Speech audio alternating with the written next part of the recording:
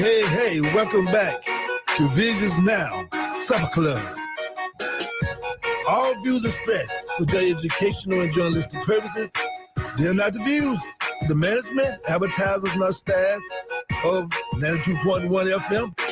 However, Visions does desire to bring a quality entertainment program which intellectually stimulates and culturally fulfills our community's needs to develop leadership and informed decision-making for our collective future. Welcome to the village. Often imitated, but never duplicated. I'm Dr. Jaylene Hood, your host and executive producer. Welcome.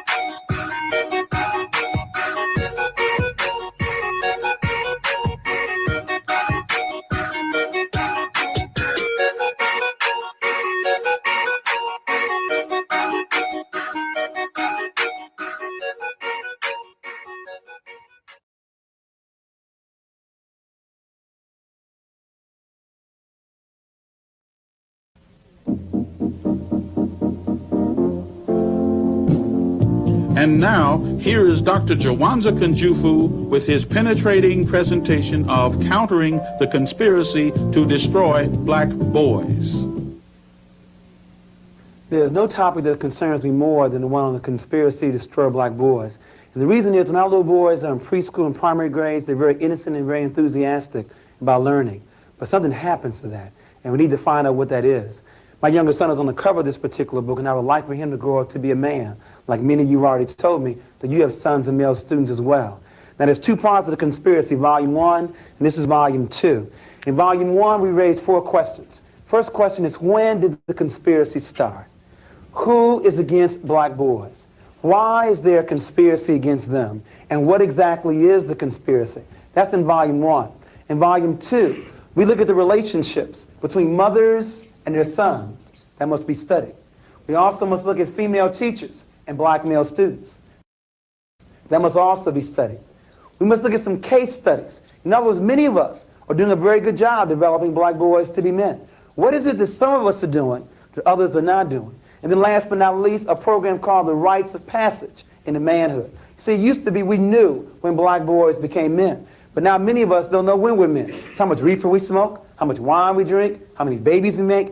Until black men spell it out to black boys what it means to be a man, this conspiracy will continue. But let's go back to volume 1. When did it start? And as we begin to look at that, I want to also share with you why we call it a conspiracy to destroy black boys. You see, contrary to belief at birth, there are more black boys born in the world than there are girls. It's close, but it's 1.03 black boys born in the world to 1.0 black girls. Hear me clearly. At birth, black boys outnumber black girls 1.03 to 1.0.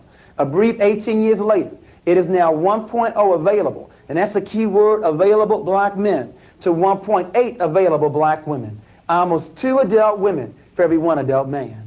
Now the only question that should be going through your minds right now is what happened? We keep raising the wrong question. We keep asking, why do black men hang on corners? Why do black men lack direction?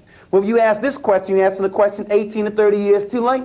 It is not a conspiracy to destroy black men. It's a conspiracy to destroy black boys. If you destroy him as a boy, he'll never become a man. Now I can look around the room and tell you know where are they. If they are not available to black women, where are they? Call the roll.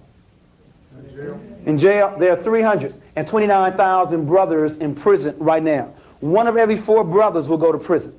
Where else?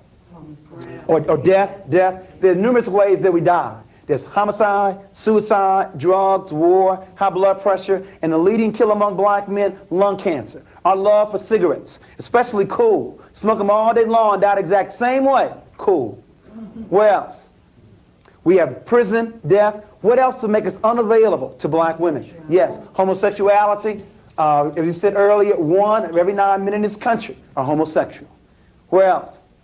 Yes. Hospitalized, institutionalized? Okay, so institutionalization, and there's not only in terms of hospitals, but also mental institutions, and of course, when they get released, many times being homeless. There's still one other large popular area. Thimby?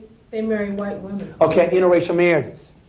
Now I want to pause there for a moment, because you would think if anybody is going to marry outside the race, it would be black women.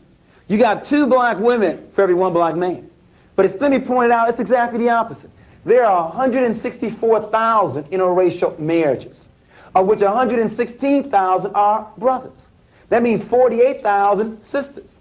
It's almost a 2-to-1 ratio of black men to black women marrying outside the race. But remember, as you said in the earlier workshop, if the definition of beauty is light skin, long hair, and blue eyes, why stop with Renee, the light-skinned sister? Why not get you the real thing?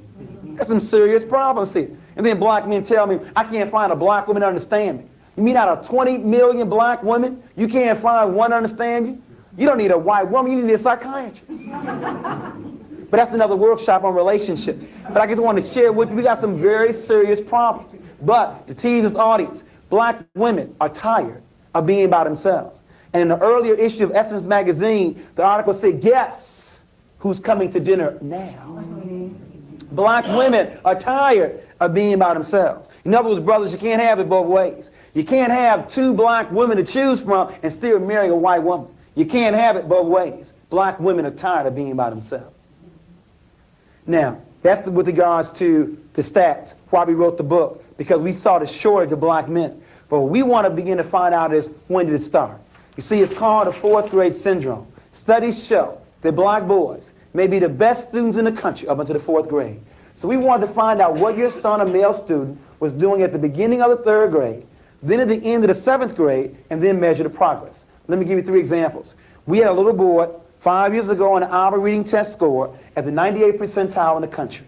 In other words, a walking genius. That means only 2% male, female, white, or black had a higher score than he at the beginning of the 3rd grade. At the end of 7th grade, the same boy now drops down to the 35th percentile. Engineer potential here, pimp or pusher now, scores should have improved 5 years, instead they only improved 1.3. 2 more examples. We had a little boy at the 92nd percentile. He dropped down to the 24th percentile, and his scores only improved 2.1. But let me give you the average example. We had a little boy at the 63rd percentile. He dropped down to the 4th percentile, and his scores didn't improve a year, a month, a week, not even a day. There are 3 critical stages in black boys' development: infancy to 9, 9 to 13, and 13 to 18. You see, it's easy to see the negative behavior here when he's already dropped out, laid up on some street corner lacking direction. It's more difficult to see it around 9 years of age, when they begin to sit further in the back of the class, when they begin to ask less questions, when their ball becomes more important in their book, when they begin to cheat on their tests. We appeal to you to turn your sons and male students on early. Teach them how to read early. Teach them the beauty of being black and believing in God early. But many of us have waited, and we waited almost too late to develop black boys to be men. You know what I'm getting at. America spends $2,300 on Head Start. They spend $38,000 on prison. If Reagan wanted to balance the budget, I can show you save about $36,000 per person. It's much easier to educate than it is to incarcerate. Now you raise the questions. How long do you stay in Head Start? Year? 2 years at the most? How long do you stay in prison? The rest of your life? Question number 1. Question number 2, does Head Start work? A 19-year study documents that Head Start works, but in prison, 85% of the inmates that get released go right back in. But as Jesse Jackson says, we have 2 choices. We can either send me to Penn State or to State Penn. It's your choice. We have got to find ways to intervene. Now, we have a whole workshop just on the 4th grade syndrome.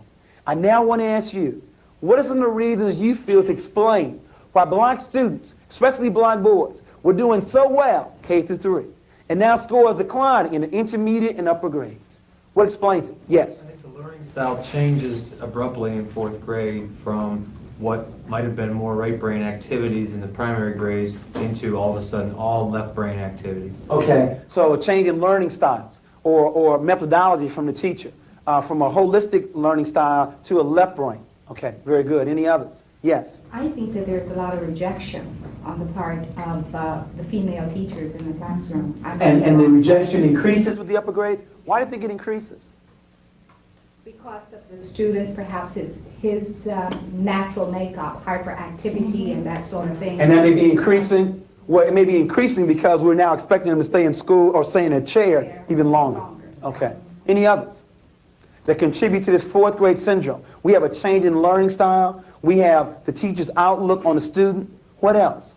Yes. The student becomes more culturally aware and differs significantly from the teacher often. Okay. So the child's now becoming more aware of their culture and racial identity. Okay. Very good. Any others?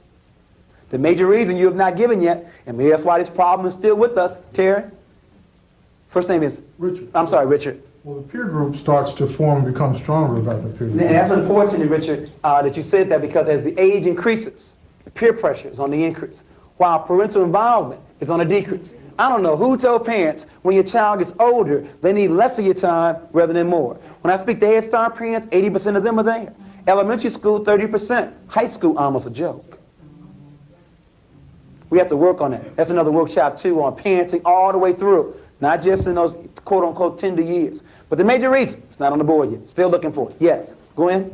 I think, too, that young boys, and particularly young black boys, in the primary grades, they have many mother figures, and they have very few men figures, and particularly black male figures. And I think it makes a big difference come grade 4. I agree with you wholeheartedly. I think it's the major reason. And let me now get my first position. I sincerely believe that only men can make boys men. Now, don't misquote me. I didn't say that a single female parent or female teacher cannot rear or educate her child. But she need not do that by herself. What she calls upon her father, her brother, an uncle, a male neighbor, a nephew, a co-worker. There needs to be some men in our children's lives. I want you to explain to me how a boy is going to grow up to be a man if he's never seen any. In order to be anything, you must see it first. Remember in the earlier workshop, and I'll go through this very quickly, from the University of Michigan, we wanted to find out what the major influence on children. We said 1950, it was home, school, church, peer group, and television. And then we gave you 1980. Home was still number 1, peer group in the number 2 position, television 3, school dropped down to number 4, church last on the list. Let's go back to my statement. My statement said that only men can make boys men. Now let's see where black boys are going to find men. Let's first of all look at his home. 62% of all black children live in a single-run household. It's a very good chance we would not find a man here. I'm going to hold off on the streets and drop down to television. Can you name me 5 positive adult black men on television outside the news? And you can't name Cosby because the show just started. Name me 5. Outside the news. Jefferson. And you better not say George Jefferson. So they find very few black male role models on television. Now let's drop down to the schools. 83% of all elementary school teachers are women. 95% of all teacher aides are women. And when do men teach? After the critical 4th grade, or they're in the upper grade, or they're a PE teacher, the janitor, or the principal. Very few before the 4th grade where black boys need them the most. And lastly, the church. Most young people, men, don't go to church. And the reason is we lie to them. First of all, we made Jesus Christ white. The man surely was not white. And we have a book called What Color Was Jesus to explain that. He had hair the texture of wool and feet the color of bronze. But secondly, the Lord's Prayer says on earth as it is in heaven. Young people and men want some action. They want some programs. If there are no programs in your church, they will see you later in heaven. As a result of not finding a man at home, few on television, few in school, and not wishing to attend church, the last place is the streets. And that's the problem. The streets do a very poor job making men. They do a better job making pimps, pushers, and a few basketball players. Their hero, Michael Jordan, has said there were 1 million brothers that won his job last year in the NBA. Of this 1 million, only 400,000 will even make it to play high school ball. Of this 400,000, only 4,000 will make it to play college ball. Of this 4,000, only 35 will go to the coveted NBA. Of this 35, only 7 start. And the average life in the NBA is 4 years. You got 1 million brothers looking for 7 full-time jobs that last 4 years. This conspiracy is complex. It goes beyond the NBA. Even schools are in on it. What will be the first thing you see when you walk into a Cincinnati high school? A large trophy case. In other words, even schools give more glory to their ball players than the scholars. That's said in the earlier workshop. Where are the pep rallies for the honor roll? In other words, even school, I can understand the NBA, but even schools give more glory to their ball players than their scholars. This conspiracy goes beyond the NBA, though. It goes beyond schools. Jesse Jackson is giving you the clue one more time. Is it not possible for a black man to be president? For a white woman to be president? For a black woman to be president? Is the club only reserved for European men? You didn't know that a white boy with a high school diploma makes more money than a white woman, or black man with a college degree? The motive for the conspiracy is clear. For the question of why is there a conspiracy, the answer is white male supremacy. In other words, white men are not afraid of women, black or white, because women have no power anywhere in this world. The threat to European men will come not from women, it will come from other men. And the best way to destroy black men is to destroy them as a boy. The motive is white male supremacy. But before you get comfortable blaming somebody else, let me make sure we're clear. On a conspiracy, there would always be two. You see, you have the active conspirators and you have the passive conspirator. See, it's like child abuse. There were always two. You have the father who does the beating, active. But you have the mother who turns her back, passive. Isn't apathy, indifference, low expectations, buying hot goods in the black community, isn't that also part of a conspiracy? You have the active and you have the passive. In a conspiracy, there would always be two. Let me now give you the starting lineup. We'll start with the active ones first and then move to the passive.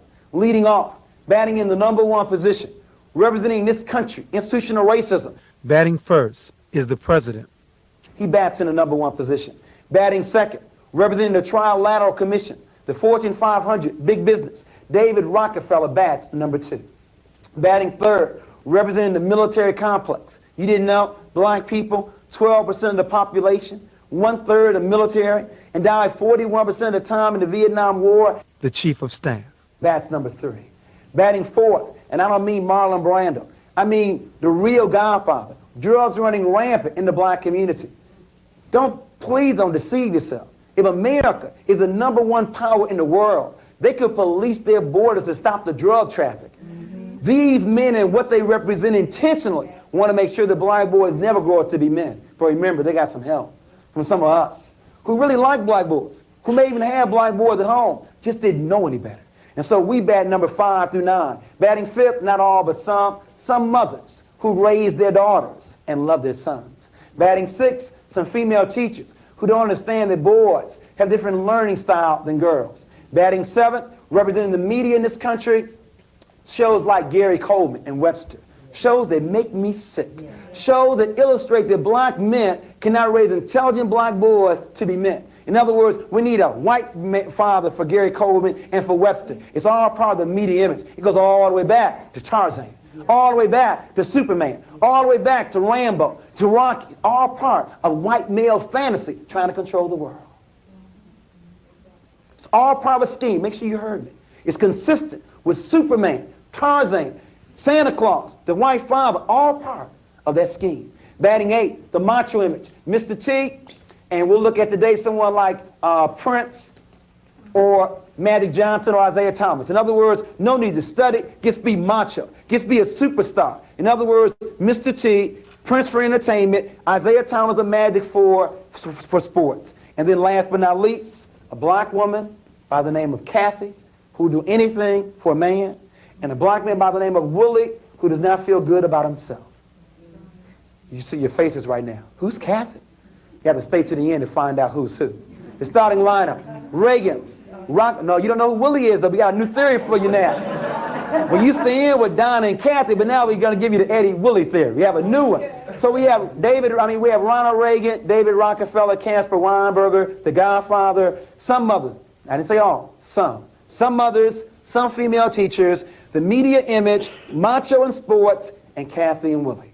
These people and what they represent, intentionally or subconsciously, want to make sure that black boys never grew up to be men. Let's now look at the active ones first. I want to make sure we start in the right place. The conspiracy did not start with black mothers. It started somewhere else. We must start where it began. It began with active conspirators. I want to now look at them first. In looking at the active conspirators, I want to make sure we understand that these kind of terms don't make sense. We are not the minority. In other words, there are 4.5 billion people living in the world. Of this number, 80% of the world's population has color. That means only 20% of the world's population lacks color. Now you tell me who's the minority. You see, it's called the African Triangle. It goes all the way back. We're not the minority. We're only a minority when we allow ourselves to be divided up from our brothers and sisters in Nigeria, in Jamaica, in the United States. Look at this African triangle. After all these years, other than the way we're dressed, you can't tell who's who. There are 1 billion people living in China alone, and we are second. 500 living in Africa, 160 living in Central and South America, 40 million living here in the United States. We are not the minority. Now, the question is, how can so small control so much? That's why I respect them so much. Think about it. You have a gang.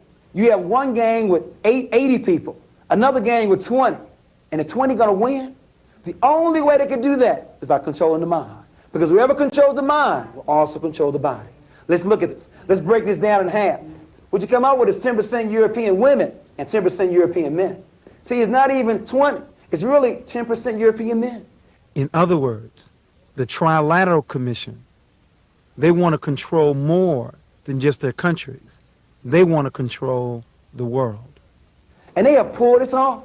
Now, there's a tremendous amount of pressure when you're this small trying to control so much. Now, maybe you can't understand it. It's been a long time. It goes back to Egypt for us, having that much power. But can you imagine that small number trying to control the world? A tremendous amount of pressure is on that small group with that much power. In other words, the first thing that men are taught to do is not to cry. I'm quoting from their own Goldberg. The book is called The Hazards of Being a Male. The tremendous pressure when you're so small trying to control so much. The first thing that men are taught to do is not to cry. Think about it. Ever seen Ronald Reagan cry? John Wayne cry? They died with their boots on. They died in their saddles. They died like men. Now, any psychologist will tell you that crying may avoid suicide later. But as a result of European men not crying, European men commit suicide more than anybody else. Black men who want so much to be like European men are very close second. European women are third, and the most sane person in America, she don't make no money, but stay close to God and her children and cry. Black women commit suicide less than anybody else. Give yourself a hand clap. In other words, if you think that money is the source of all your happiness, they make more money than anybody else. But they obviously are not happy. In other words, money may not be the key. Putting God and your children first may be the key. Poorest people in America commit the less amount of suicide. First thing men are taught to do is not to cry.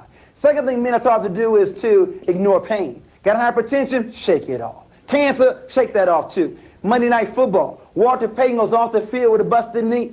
Comes back on a half hour later and Howard Coach says, oh, what a man. The man was crazy to go back on the field. But you see, men are taught to be macho, to ignore pain. Not women. When women's finger bleeds, to the doctor's office. Women take care of themselves, but not men. You know it's gotten so bad that studies have now documented that when men are married, they live longer. That's an insult to my intelligence. It means that I cannot live long by myself. I got to leave my mama and go to my wife. Because if I don't, I'm probably going to smoke cigarettes, drink liquor, and eat a lot of pork on the streets. But with women, annual checkup, that's what they encourage men to do. Drink a regular amount of water and eat a salad on a regular basis. What am I getting at? European women say they're so oppressed. European women lived at 77 years of age. Black women lived at 75 years of age. European men die at 69 years of age, and black men die at 64.8. Albert, you and I die before the first Social Security check. That law needs to be changed to lower it for us. We aren't living long to collect on the payment. This is sad. I'm gonna die 10 years before my wife. This is not theoretical. It's not just my son here. It's my life here and your life. Can I not live as long as my wife? 10 years before her? Men are first of all taught not to cry. Secondly, they're taught to ignore pain. And then last but not least, they're taught to bring home the bacon. Or as I say as a vegetarian, to bring home the fruit and the vegetables. In other words, to bring home the money. Ronald Reagan knows this. Rockefeller knows this. That the best way to destroy black men is to deny them the opportunity to work. You know what I'm getting at, because Bill Moyers didn't tell you that was Vanishing Black Family documentary. 1 of every 3 marriages in this country, black or white, ends in a divorce in 18 months. Now you see, it used to be if you got a divorce, something was wrong with you. But when you have a stat this high, something must be going on in society. I now want to explain what that is. When America believed in agriculture, America believed in extended family. When America believed in the factory, industrialism, America believed in the nuclear family. But now that America believes in the computer, now America believes in a single parent family. Make sure you see my analysis. When the economy changed, the family structure changed. There was more than love in these relationships. There was some money involved here. Our grandparents worked the fields together, had economic reason to stay together, and so they did. In a factory, man works in factory, woman takes care of children. Economic reason again to stay together. But in this new economy, where you now have women working just as much, if not more, than men, you now hear women telling men, I don't need you. Got my own job. Do what I want to do when I want to do it. And we are now doing it very well and by ourselves. You know the #1 song in America a couple of years ago, Ain't Nothing Going On But the Rent. If you want to be with me, you got to have a job. It's all about money. All about money. When the economy changed, the family structure changed. And so now we have a lot of people making plenty of money and lonely. They place money before family. You see, black men want to do what white men do. Buy their family a house in the suburbs, 2 cars, and once a year go down to Orlando for Disney World on vacation. And when black men can't do that, they don't feel they're worthy enough to stay. Now you see, the problem is there are 2 responses black women can give to black men when they're out of work. Now the first response some women say is, well, if you ain't working, you got to go. If you ain't working, you got to go. That's the mistake. Because black men don't hire nor fire, nor control the means of production. Now, before black men say that's right, brother, you tell them. Please, brothers, quit assuming that black women took our jobs away. Because black women also do not hire nor fire. We are being played off against each other for some crumbs. We recommend the second response. For black women to say to that man, well, if you ain't working, can you at least go back to school? Can you at least learn a skill? Or at least make dinner or wash dishes while I'm gone? But the problem is there are very few black men that look to black women for definition of manhood. Black men, as I said earlier, want to do what white men do. And that means be the breadwinner. What I'm getting at is, we're going to have to redefine what it means to be a man. Because if being a man means being the provider, with 25% of black men out of work, that's a suicidal definition. You see, if I lose my job tomorrow, I'm still a man. As long as I'm responsible, treat my wife correctly, raise my children, that's responsibility. I'm not going to allow my employer to reduce my masculinity. I need to define what being a man is. And I think it's a perfect balance between the mental, the spiritual, and the physical.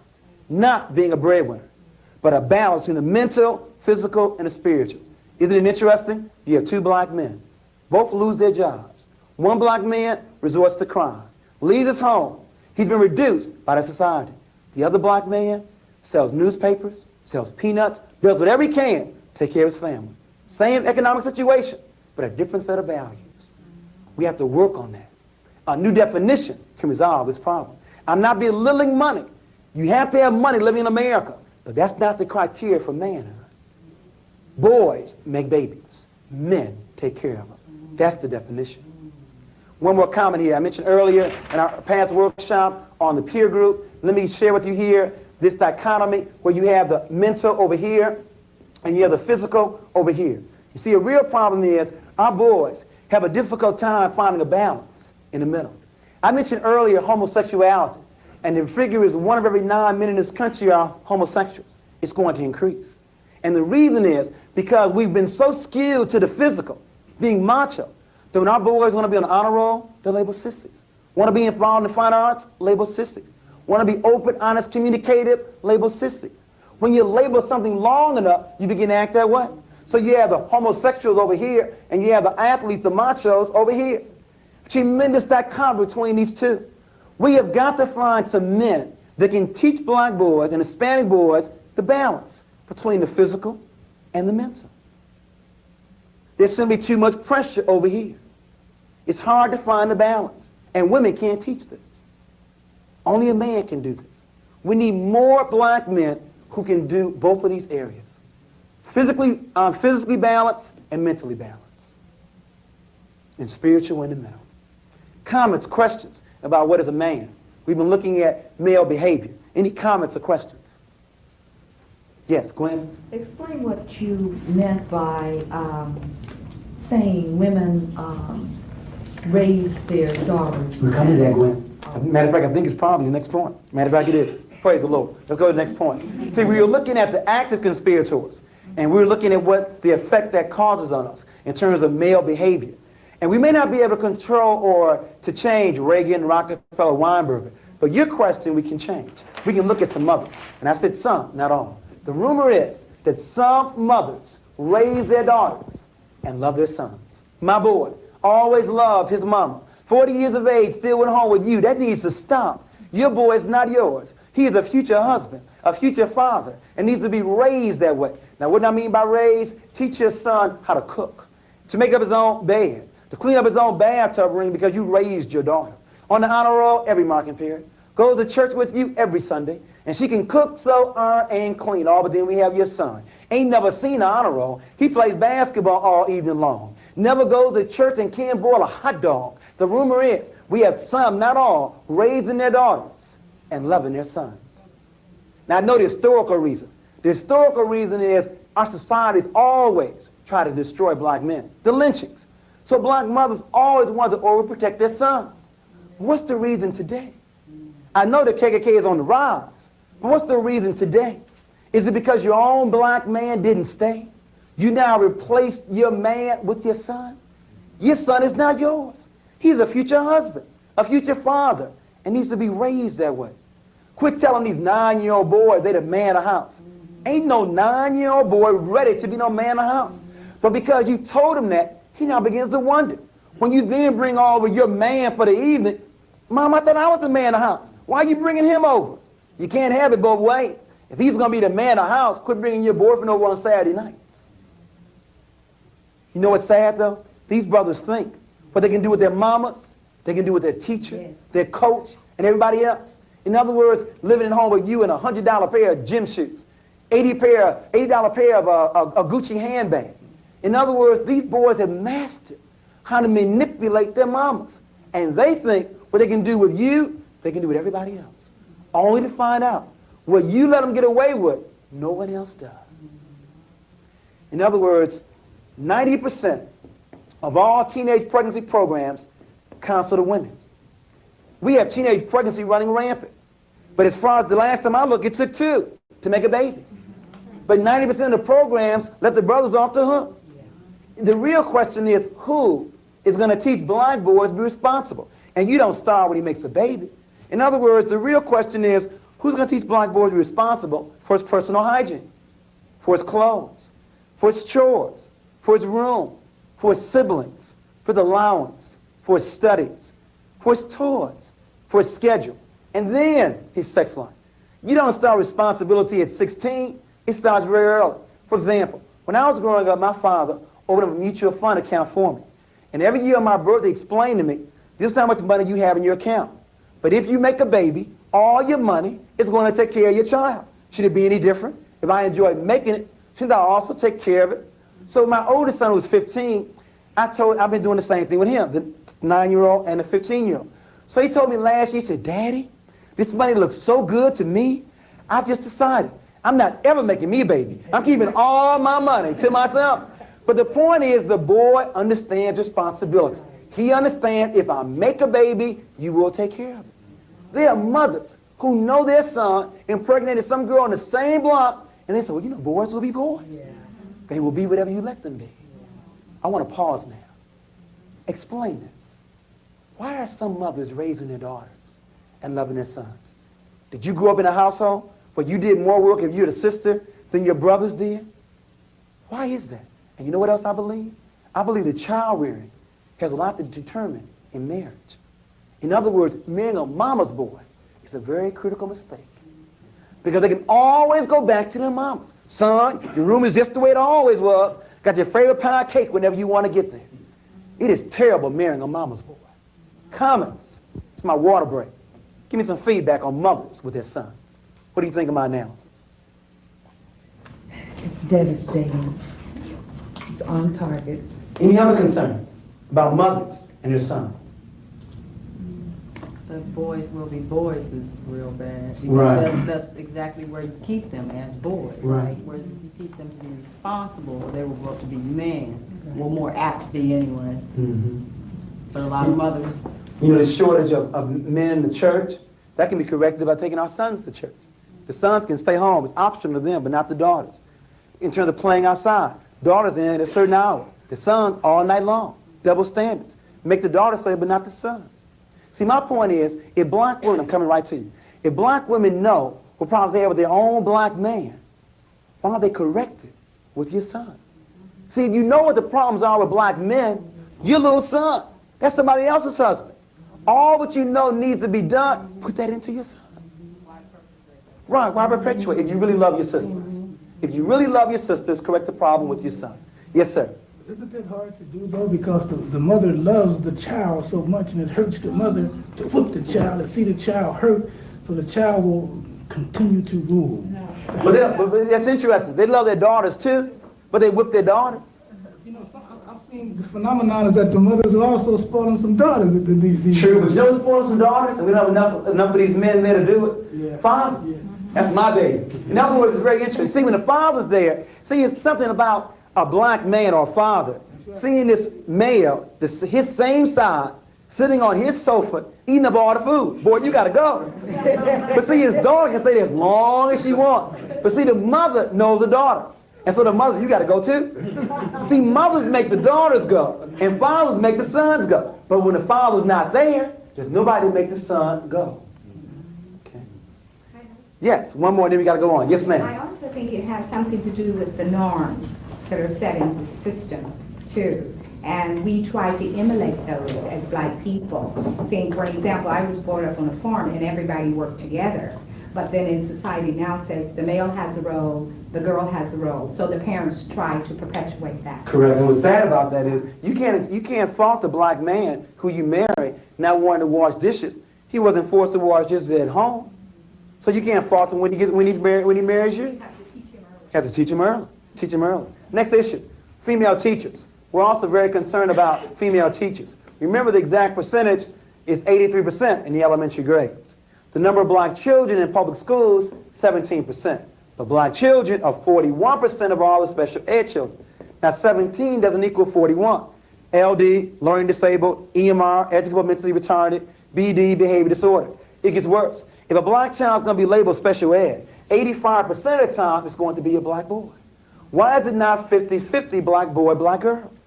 Well, the reason may not be with just black children, Bill Moyers and Patrick Monahan. It may be up here at the top. It may be that female teachers may not know that boys are different than girls. You all didn't know that, didn't you? That boys are different than girls. I only want the women to answer. The men know they're different. I want to now hear the women to share with us what are some of the differences between boys and girls in the classroom. Because only when you know what the differences are can you then change your methodology to meet the needs of their learning styles. Yes? Boys are generally more active, more inquisitive. Okay, so boys are more active. What else? They're more physical. More physical. Okay, more aggressive. What else? Come on now, you all got the boys. Explain what they do. I think. Go ahead. I think the boys are more egotistical. Okay, so a large ego. Large Okay. ego, and you have to Okay, fit got a on good that. group. Any others? They're not quite as willing to please either as little girls. Okay, so less cooperative. And we just want to add a few more because of time. To reinforce, we found the boys are more aggressive, are more athletically inclined, have a shorter attention span, a slower maturation rate, as you said, are less cooperative, are larger than the girls, influenced more by their peer group, more advanced gross motor than fine motor, not as neat as girls, are louder than girls, like wearing hats on their heads, have a different walk, have a larger ego, and last but not least, play the dozens more than girls. Do you know how many teachers, especially white teachers, white female teachers, don't know what the dozens are? Don't know what signifying is?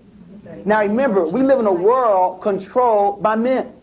Males want to find out who's the best, or as they say, who's the baddest. Now remember, in school the rule is you can't fight, but they still want to find out who's the best. They create a new game called dozens, signifying. It is a verbal word game of the most prized person in the black community. Now, who is the most prized person in the black community? Your mama. We're going to talk about your mama right now. I saw your mama on the railroad track, looked at her and said, ooh, get back. It's a verbal word game. Now, the game is designed, it's a verbal word game of the most prized person, your mama. Now, if you break down and start fighting, you getting kicked out of school, so I automatically win. If you break down and start crying, again, I automatically win. Now, before I go on, do you know how many black boys have been suspended or placed in special ed because they were playing the dozens? Do you know how many teachers don't understand those same two black boys who were playing the dozens really getting down on each other's mamas, were the best of friends 2 seconds later? They didn't understand the culture. Now, don't misquote me. I'm not condoning the dozens nor black English, but they both exist. And if you want to move a child from one to the other, it may not be what you say. It may be how you're saying it. In other words, black English. First day of school, 5-year-old girl walked into your classroom, speaking what she heard, black English. When you condemn the language, you've done more than condemn the language. You're now destroying the child's self-esteem.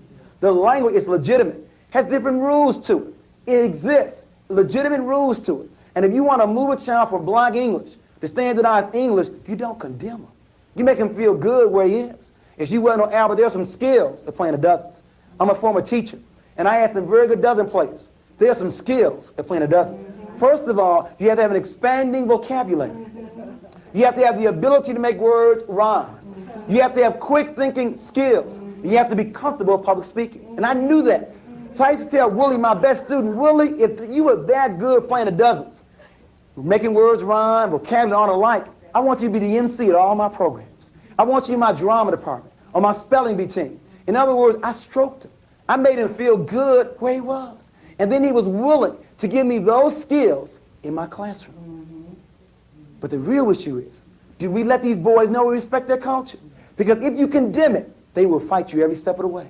And you know what else they will do? They will also fight you in what we call the showdown. The showdown between black boys and female teachers. You see, black boys don't know when they're men. And black men have not made it clear to them when they become men. So they think taking a female teacher one-on-one is going to make them a man. Especially around 4th grade. From 4th grade on, they want to find out who's in charge of the class. It's called a showdown. There are numerous options in the showdown between a black male and a white and a female teacher. Showdown number 1. She says, sit down, very unassertively. Well, Willie may sit down, but it may be late on in the afternoon. Willie wins showdown number 1. Showdown number 2. She responds to Willie some of the time, but not all the time. She's inconsistent. Well, I believe Willie wins each one of those she does not respond to. Showdown number 3. She says, I'm going to suspend you or place you in special ed. Well, he may lose to the assistant principal or special ed placement, but he did not do what she said. He wins showdown number 3. Showdown number 4. She says very assertively, sit down now. You know how the good ones do it? They look at you. Strong eye contact. They look you back in line. And she wins showdown number 4. Showdown number 5. She responds to Willie each and every time. She's consistent, and she's winning each one of those showdowns. Then the last one, a friend of mine in Chicago told me she had a boy who thought he was so bad, he was not going to stand up. He was going to run to class sitting down. He's going to make her nervous. He's going to look at her and smile at her. So every time Audrey looked at him, he looked back and smiled. But then Audrey would look back with the same strength and smile. This went on all day long. Willie looked and smiled. Audrey would look back and smile. At the end of class, so many words, Willie came to Audrey and said, okay, I understand that you are in charge of this class. But the reason is she's done 3 things well. She, first of all, loves him, and he knows that. She respects him, and he knows that. And she also respects his culture, and he knows that. Because of that, there is no showdown, because he knows that she is in charge of the class.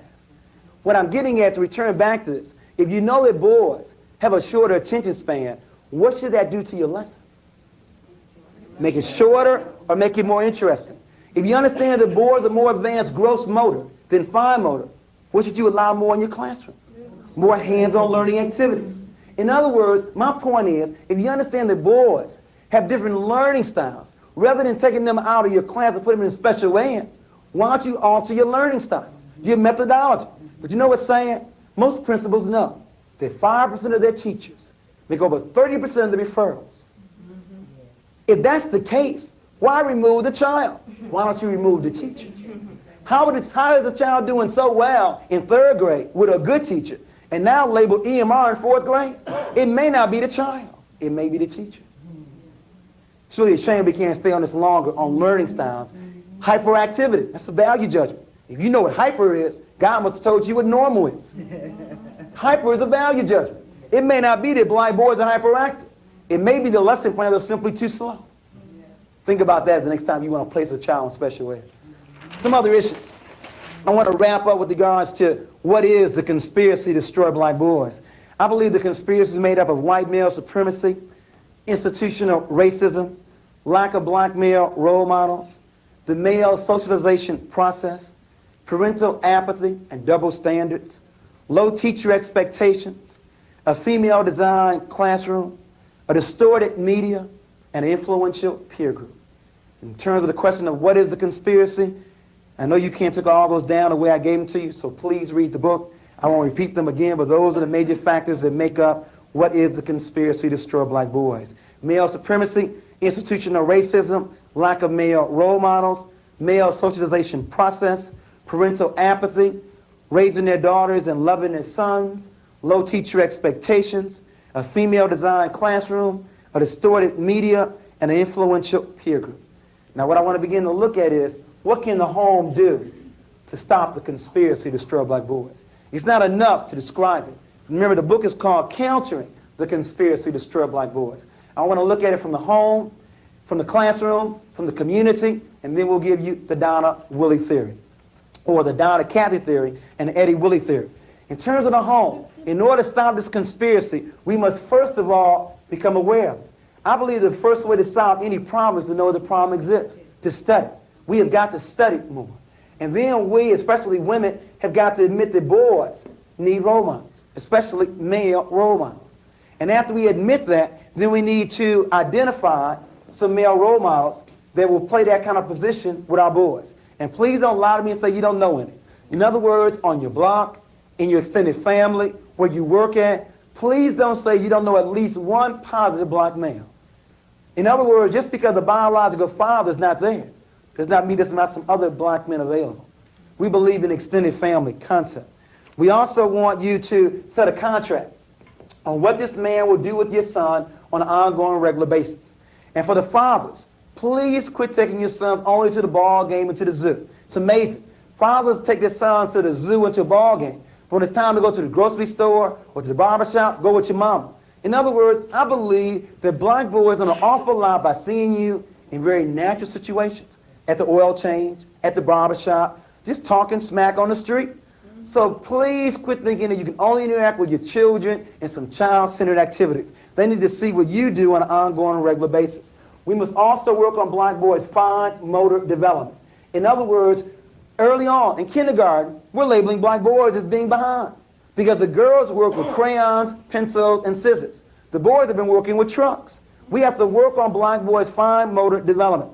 We also have to work on a non-sexist household. In other words, teach your son how to cook, how to sew, how to clean. We also recommend you teach your son sex education and before 12 years of age. The studies show we're teaching children sex ed after they've already started.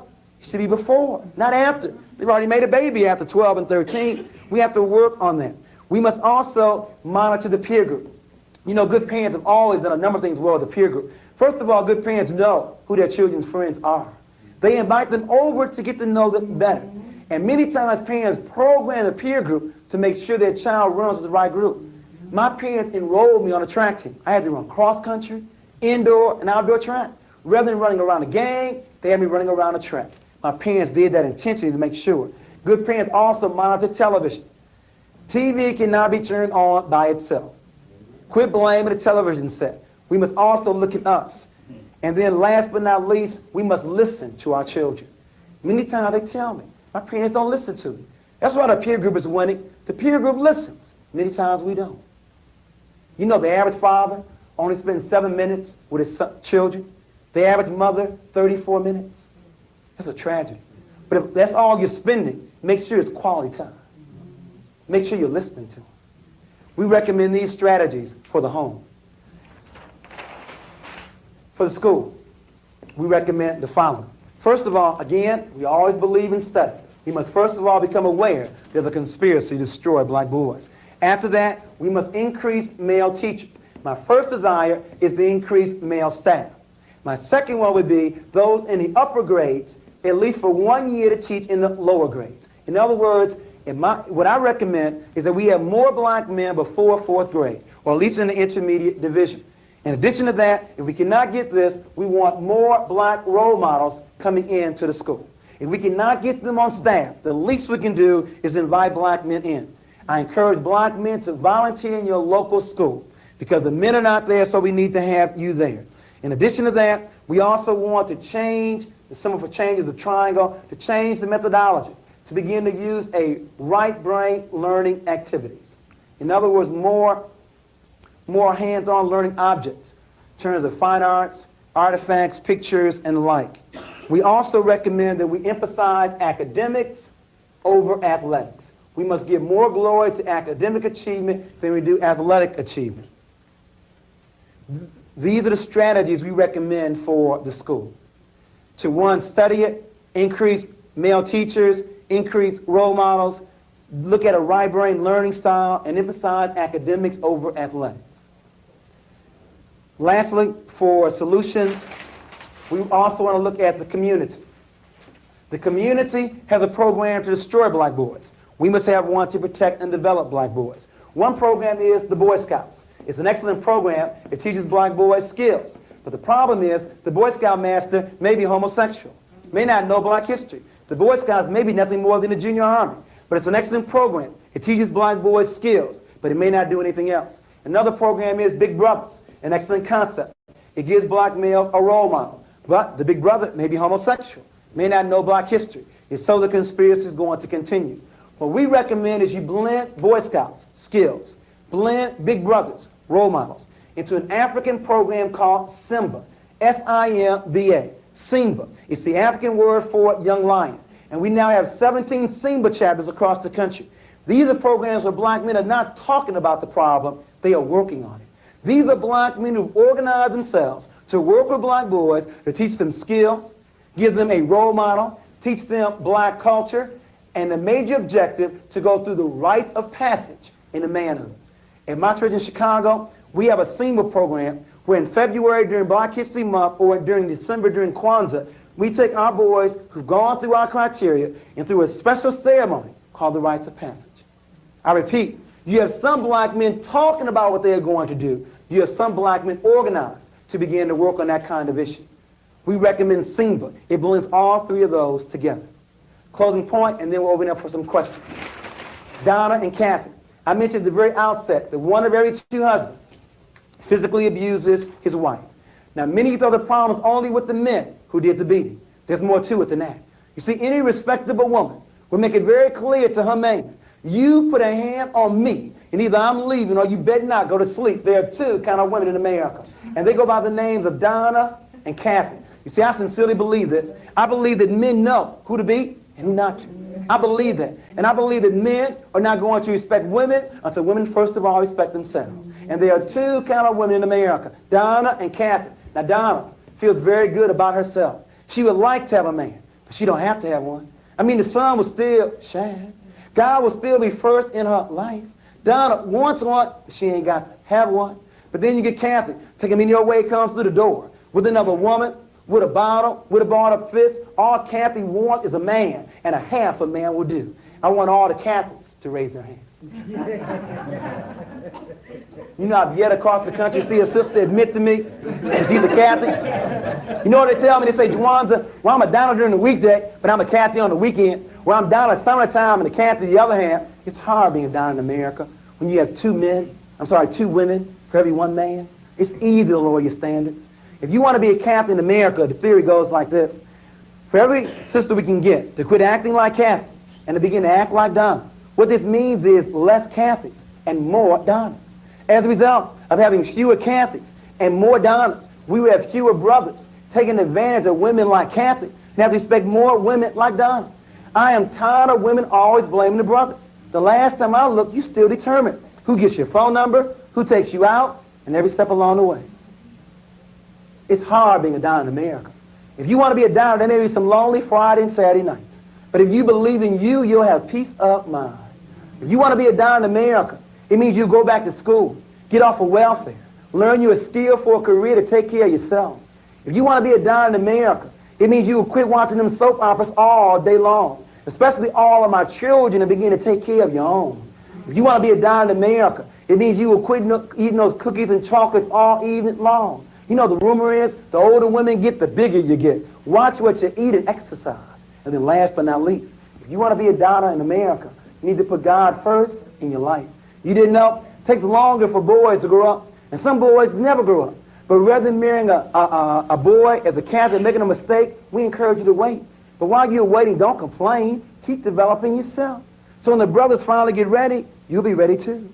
A good marriage still takes two and not one. Now, as you well know, Glenn, we used to end with the down to Catholic theory. But the women got on our case in Juwanza. If you're going to talk about the conspiracy to destroy black boys, don't end it talking about us. End it where you started it, with the brothers. So I now want to give you the Eddie Willie theory.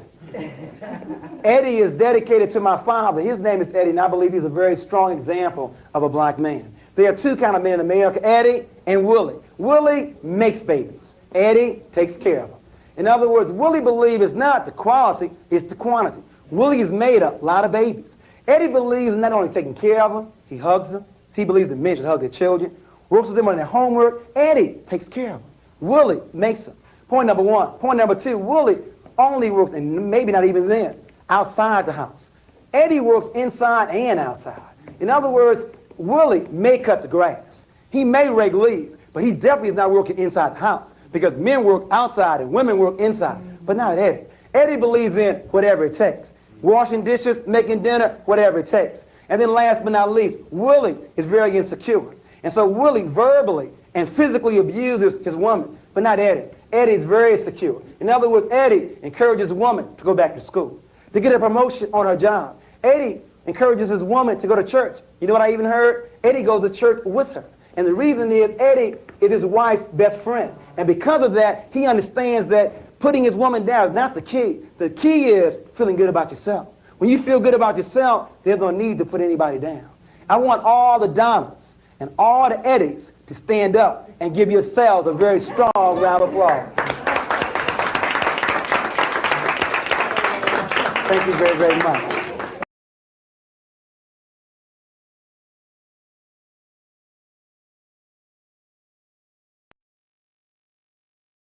Join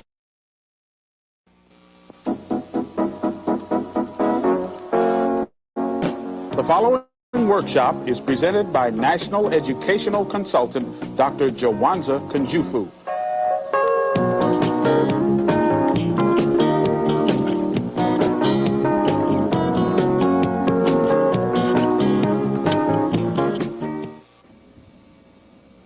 Are you going to accept Mrs. Jones's offer to be in honor classes? Are you kidding? I can see it right now. All of my friends talking about me and calling me a nerd. I know the feeling. They still call me stuck up because of the grades I get and the way I talk. That's why I dropped out of honors classes. I think it's harder on the brothers myself. If you can't fight, play ball, or get high, you're just not with it. Well, I'm not trying to compare, but sisters are vicious. Listen, why don't we cut 9th period geometry? You want to go to the park? Word, let's get out of here right now. All right, let's go. I'm a consultant across the country in a program titled Closing the Gap between white and black students. The average white European child in our California test is scoring at the 60th percentile. The average black African American child is scoring at the 30th percentile. Now, we believe there are 5 major reasons for this gap. One reason has to deal with teacher expectations. There are many teachers who lower expectations for black students. Another reason for this gap lies in parental involvement. There are some parents that are not involved and supportive of their children's education. Another reason has to deal with student self-esteem. There are many children that do not feel good about themselves, that do not like the way they look. Another reason for this gap lies in the curriculum. It's not motivating, it's not relevant, and also learning style. Children learn in different ways, and many teachers give left brain lesson plans for large numbers of right brain thinking students. But the major reason, or one of the reasons we want to look at today for this gap, lies in peer pressure. There are 5 major reasons for this gap: teacher expectations, parental involvement, student self-esteem, the curriculum, and peer pressure. And we wanted you to be with us today because we want to look at the impact of peer pressure on academic achievement. What we're getting at is that it's very possible for parents to be doing their job, for teachers to be doing their job, and it all go for naught because the black peer group is more concerned about what kind of gym shoes or sneakers they wear, what kind of clothes they wear, how well they dance, fight, and play basketball. Is there anyone in this audience that has had a negative encounter with peer pressure, a situation where your peer group was not reinforcing academic achievement? Can anyone give some example of how their peer group was not encouraging them to do a good job in school? Anyone? Yeah. Judy? I have an incident like in our class we have free bells, which is like a study hall.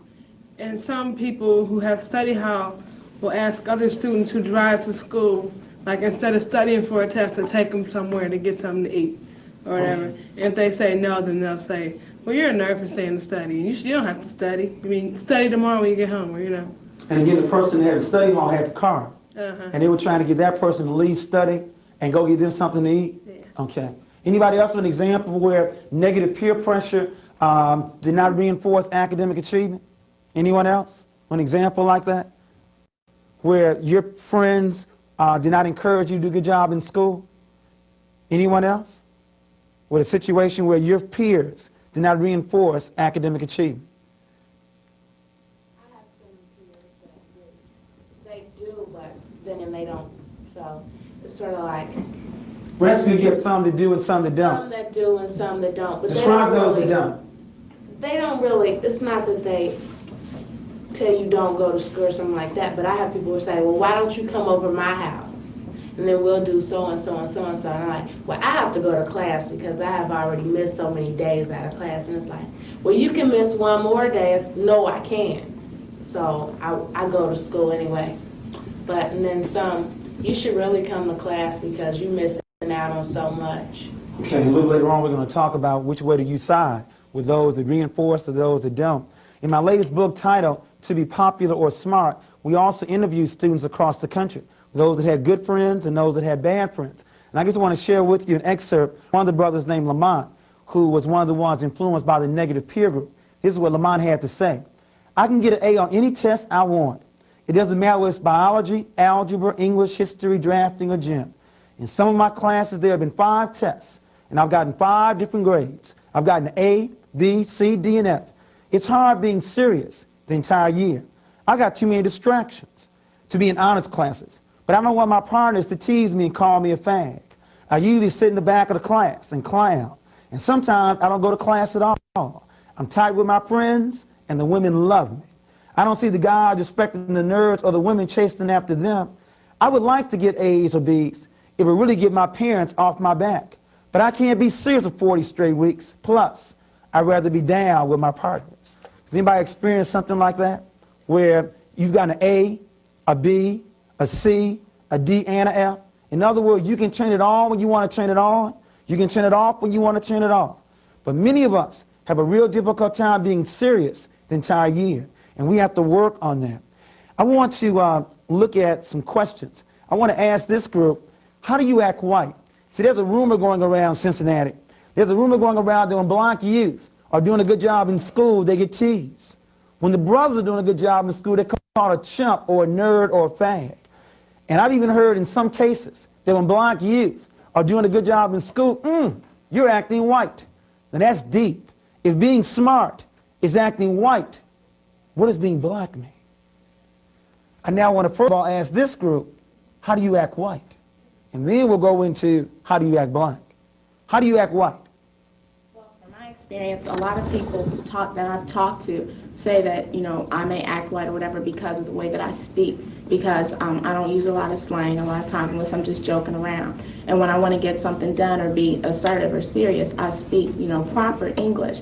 Or it might be the way that you act or the way that you carry yourself. So when you speak proper English, they say you're acting white? Yeah. Okay, and what else are you saying? You're saying when you act a certain kind of way? How do you act a certain way that causes people to call you acting white? If you're not like using slang or, you know, walking a certain way or doing certain things that the stereotypical black person would do, then you're acting white. Okay, and remember, if we know what acting white is, we have to also know what acting black is. How do you act black? If acting white is speaking proper English and walking a certain kind of way, how do you act black? Does anyone know how to act black? Okay, anything else? Have you heard that comment that to be smart is to act white? Okay, so when you act black, what does that mean? I mean, if acting smart is acting white, then how does that relate to grades for acting black? Is that right? I guess, yeah. That's what it's saying. If you're smart, you must be white. if you're black, then you must be dumb. Because white people say we don't know anything anyway. Okay. And what is a nerd? Does anybody know what a nerd is? I understand that we don't want to be called a nerd. I mean, that's the worst thing to ever be called. What is a nerd? In their books, who's always worried about getting their grades and getting A's and has a less social life. Now, would acting like a nerd make you popular with your students, with your friends? Your other nerdy friends, but Oh, not, you're the nerdier friends, right? Okay. not the in crowd, not the people who are popular and are worried about how their hair looks or what's happening at the football game. You could The be in crowd is into what? The hair, how your hair more looks? social life, and the nerdy people are more into their books and trying to achieve something for themselves. And in most schools, are there more nerds or more people in the in crowd? More people in the in crowd. In the in crowd. Okay, and we need to work on that. I want to now ask, which group, or in terms of Asians, why do Asian Americans do a very good job in school? Why do Asian Americans do a very good job in school? Okay, so they study more. To reinforce your point, Kevin, on the SAT, the average Asian on the SAT is scoring 920. And the average white European student is scoring 908. And the average black African-American student is only scoring 700. Now, you gave one reason for this gap, and that is the average Asian studies 12 hours a week. The average white student studies 8 hours a week. And we only study 5 hours a week and watch more TV than anybody else in America. Any other reasons why Asians do a very good job in school? Their parents kind of emphasize schoolwork a lot. Okay, so their parents reinforce academic achievement, and you think that sometimes their parents may reinforce achievement more than African-American parents? Okay, don't worry. I know that's not the case with your parents. But let's go on to the second part of the question. Why do African Americans do such a good job in sports? In the NBA, 86% of the NBA basketball starters are black, except in Boston. But only 1% of the engineers and doctors in this country are black. Why is it that black students, black people, do a better job in sports and music than they do in other areas? Is it ability? What is it? They concentrate more on sports and, like, just saying, like, in school, since they were young, their peer pressure influenced them to, you know, go with the in crowd and sports and dance, so therefore they emphasize that more. So now when they get older, they still emphasize that. Okay, so you're saying the black in crowd is reinforcing the sports and music, and the Asian in crowd is reinforcing study? Okay. Yes, Charlotte? You spoke of expectations. If someone expects that you are naturally inclined in this area, that's sort of where you get groomed. Okay. And if someone naturally expects that you are not academically sound, then you will be groomed away from that. So you're saying when adults see our students in the school, and they see an Asian student, they automatically assume this person may be well-versed academically, and when they see a black student, this person may be well-versed in sports and music? Okay, so we have to work on the issue of expectations. And that's a serious issue that we have to look at. We want to also look at some characteristics of lower achievers and higher achievers. And I just want to find out, do some of these things apply to you? We want to look at the underachievers, those students that were not doing well in school. And these are some of the things that they did. And I want to find out, do you do some of those things? The underachievers, remember, these students are very smart. They just don't want to do well. They're very smart. They just do not want to do well. Some of them cut class. I'll make it even easier. We won't say you. Do you know any of your friends who are pretty good in school in terms of ability, but sometimes cut class? Do you know anyone like that? Okay. We also notice that some of them don't even attend class at all. I mean, they miss school altogether. I mean, they left home. Their parents think they went to school, but they never showed up for division. Anyone you know that's acted like that? What about sitting in the back of the class? Do you know any of your friends that sit in the back of the class? I'm going to make this more at home. Do any of us sit in the back of the class? Okay, okay. We've also noticed that some of the underachievers don't ask questions. That it's not cool to ask questions. Do you know anyone that sits in the back of the class and doesn't ask questions? Do you ask questions? Or do you sit in the back of the class? Which one do you do? You do? In the front of the class or the back of the class? In the middle. Okay, you're in the middle. Okay. We've also noticed that some of the underachievers, they take easy courses. In schools where you only have to take maybe 1 hour class in math or 2 in science, once they get finished with that, they don't take any more. They do not take trig, they do not take calculus or college algebra. Do you know anyone who takes easy courses in high school? Do you all take easy courses in high school? You all taking all the courses? All the way, 4 years of math, 4 years of science? Okay, let's go on.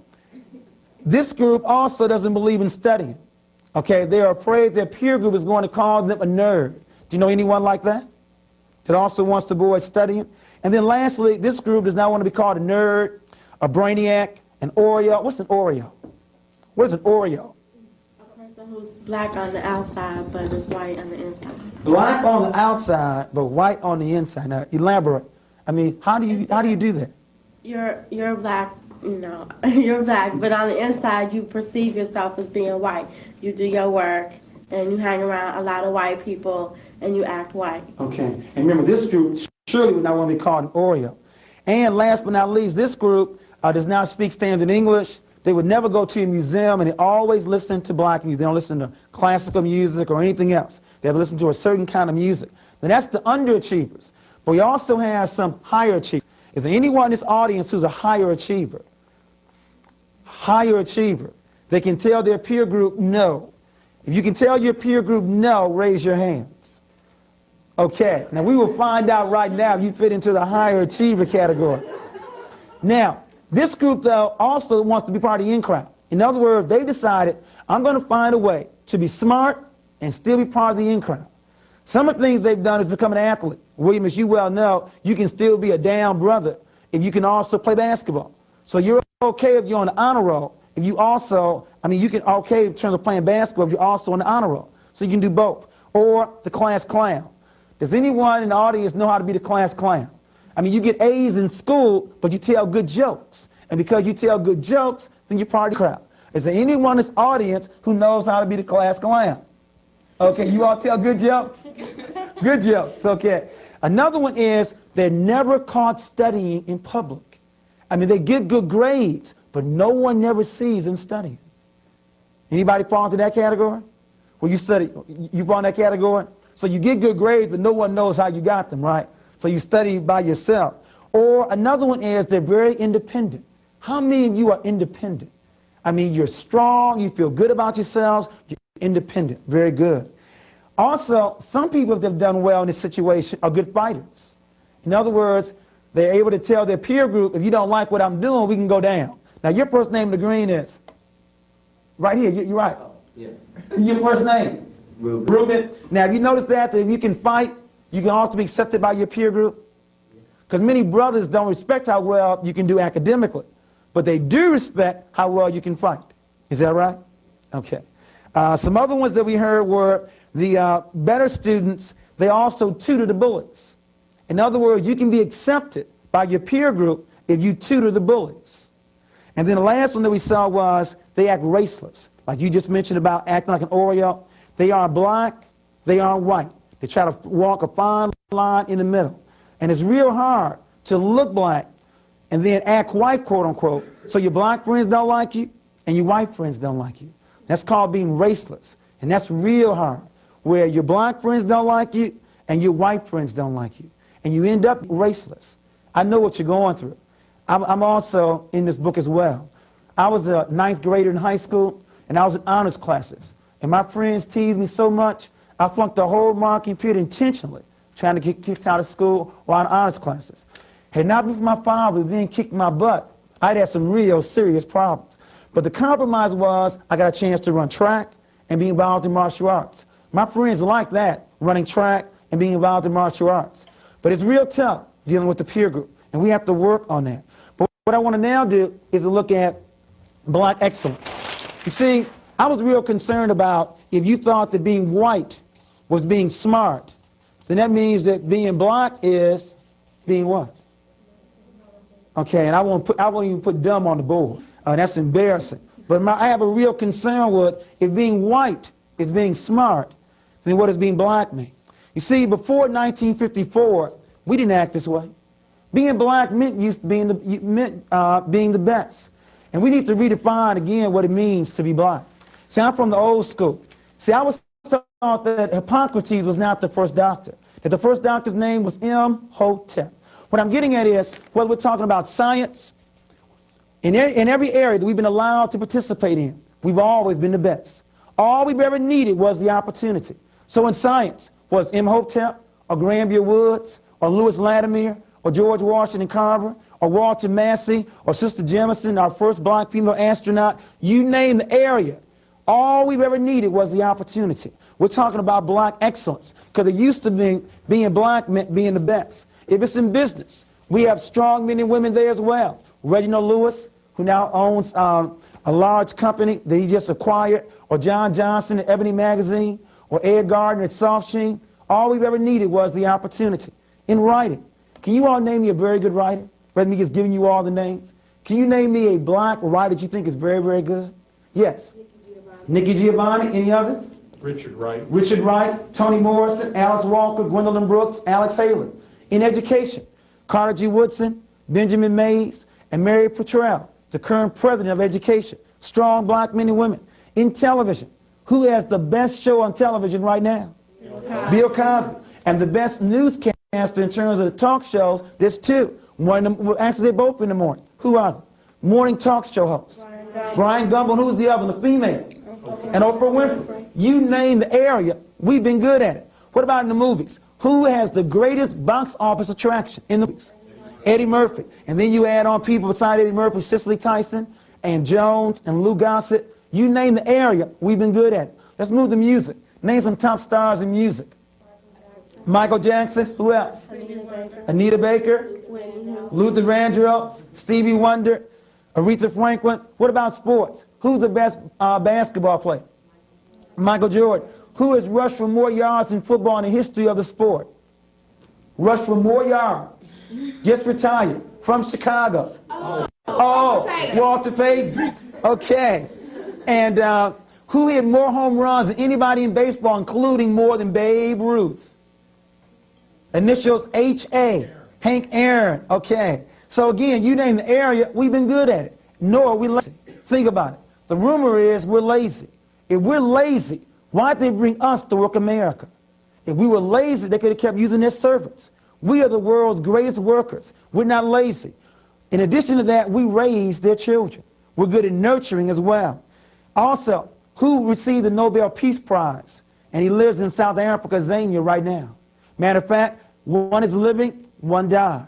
The Nobel Peace Prize. One lived in America, one lived in South Africa. One is dead, one is alive. Nobel Peace Prize. The one in America was Martin Luther King. And who's the other one? He lives in South Africa right now. Bishop Tutu. Okay? So again, and also, who received more votes with less money? He didn't win, but he had the best run campaign, Jesse Jackson. What I'm getting at is, whatever the area is, science, business, writing, music, TV, movies, you name the area, all we've ever needed was the opportunity. All we've ever needed was the opportunity. What I want you to understand is, to be black means to be the best. When you go to your schools with white and Asian students, you represent the race. You represent Imhotep. You represent Marcus Garvey. You represent King Akhenaten. You represent Nikki Giovanni. You represent Bill Cosby. To be black means to be the best. And we have to work on this. We have to work on redefining what it means to be black. But, because many of us have this kind of definition, now we have to find ways to deprogram it. We deprogram our students right now. See, on a plantation, Abraham Lincoln figured out you have 300 slaves, you have one master. That's a lot of work to watch that many slaves. Why don't you let them go? But don't teach them who they are. Don't give them their story. Notice the word his story. That's all history is. Don't give them their story. Don't make them feel good about themselves. Then you won't have to watch it. They will even say in 1988, 89, 90, 91, they will even say to be white is to be smart. To be black is to be what? To be dumb. That's what will happen when you brainwash students. So we have to work on this. And so since this happened between 1619 and 1865, what we're going to do in about 5 minutes, we're going to find ways to deprogram our students. We have to deprogram about 200 years of brainwashing. But remember, the first step is you need to know who you are. You are an African-American people. Your history did not begin in 1619. It began 4 million years ago. And when you start talking about good hair and pretty eyes, your hair is good hair and your eyes are pretty eyes. You are beautiful just the way you are. But let's go on in this deprogramming process. There are only 4 ways to attribute your success and or your failure. When you do well in school or when you do poorly in school, there are only 4 ways to attribute it. You can attribute it to your ability. You can attribute it to effort. You can attribute it to luck. And you can attribute it to the nature of the task. It was either easy or hard. Now understand, students, what we're going through. Anything you do in life, your success or your failure, you will attribute it to either one of these areas, to your ability, to effort, to luck, or the nature of the task. For example, if you think you're good in math, if you got 100 on a math test, you would probably say, I'm good in math, and that's why I got 100. And if you got a 40 on the math test, you would probably say, I didn't study hard enough. You would never question your ability because you believe you're good in math. So if you got 100, you attribute it to your ability. If you got a 40, you probably say, I didn't work hard enough, which means the next time you take a test, you will study harder. But if you feel I'm not good in math, I'm not good in science, if you got 100 on a test, you would probably say it was luck. Or you would say it was easy. And if you got a 40 on the math test, you would probably say, well, I never was good in math. What happens is when you do not feel good about yourself, you won't work harder the next time because you attribute the bad grade to your ability. I want you to ask yourself in all your subjects, do you attribute your success to the ability, or do you attribute it to luck and how easy the test was? I want you to attribute your success to your ability. And if you do a bad job, if you did not do well on a particular test, attribute it to effort. My sister tried 4 times to pass the CPA exam, and she did not pass. But she never questioned her ability. She always believed she didn't try hard enough. It's a real good feeling when you never give up on yourself, when you always believe in yourself. You see, many of us are afraid to try. We give up because we doubt our ability. It's called the psychology of performance. And I want you from this point on to work on attributing your success to your ability and your failure to effort. I want you to always stay at level 1 and 2.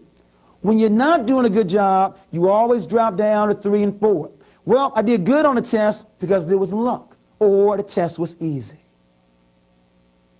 I wish we had time to go around the room and ask you, where do you attribute your success? Where do you attribute your failure? Your success, the ability. Your failure, the effort. Never question your ability. Always believe you didn't work hard enough. Another model we want to give to you is called the box. Those things that are for you and those things that are not for you. See, to be part of the in crowd, a lot of times they put you in boxes. When I went to Illinois State, my friends told me that debate was not for me. They told me that running track was for me. See, I had a track scholarship, and it was blind. I was part of the in crowd to run track. My friends liked that. But when I chose to debate, they said that was not for me. The blind students don't do that. I want to now ask this group some questions with regards to what things are for them and what things are not for them. Being a freshman at a black college, is that for you or not for you? Do you envision that, going to a black college? Could that be for you or not for you? What about playing rap music? What about being editor of the yearbook? The winner of a spelling contest? Gangbanging? For you. You said for you. Okay, you nod. I mean, be honest. Be honest on television. Score 21 or better on the ACT. Kind of weak on that. Is that for you or not for you? I mean, do you envision that you could score 21 or 23 on the ACT? See, in order to do anything, you have to see it first. You have to see it before you can be it. Or what about 1200 on the SAT? Is that for you or not for you? What about getting high? Sure, we got a dead audience today. All the nerds are here today. What about being a member of the National Honor Society? Judy? You sure? What about playing basketball? What about getting pregnant? You sure now, aren't you? Not for you? At least not right now, right? What about a D grade point average? You sure? What about driving a taxi when you're 25 years of age? You sure? What about working at McDonald's at 25 years of age? What, being an engineer? For you? Okay. What about selling drugs? Hey, big money selling drugs. You sure that's not for you?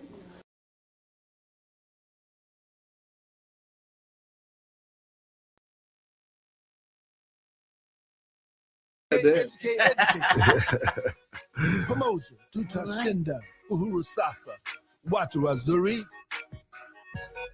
Peace, soul, love, with a little sprinkle of power. Good night.